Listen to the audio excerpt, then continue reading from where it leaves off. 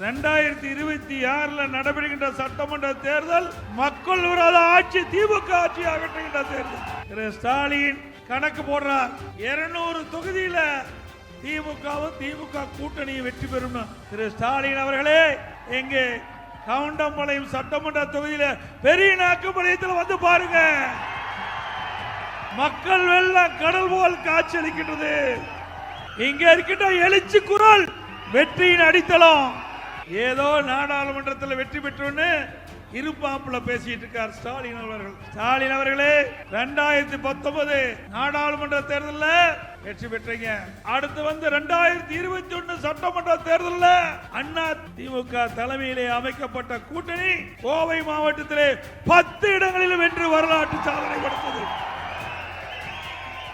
மறந்து விடாதீங்க. நீங்க ஆட்சியில வேணா இருக்கலாம், ஆனா கோவை மாவட்டம் அண்ணா திமுக ஆட்சி நடக்குது. உங்க கட்சிக்கு, உங்க கூட்டணிக்கு ஒரு இடம் கூட கிடைக்கல. ஆக நாடாளுமன்றம் வேறு, சட்டமன்றம் வேறு. சட்டமன்றம் என்று வருகின்ற பொழுது அண்ணா திமுக தான் ஆட்சி அமைக்க வேண்டும் என்று கோவை மாவட்ட மக்கள் முடிவு செய்து விட்டார்கள். அதுவும் கவுண்டம்பாளையம் தொகுதி அண்ணா திமுக கோட்டை.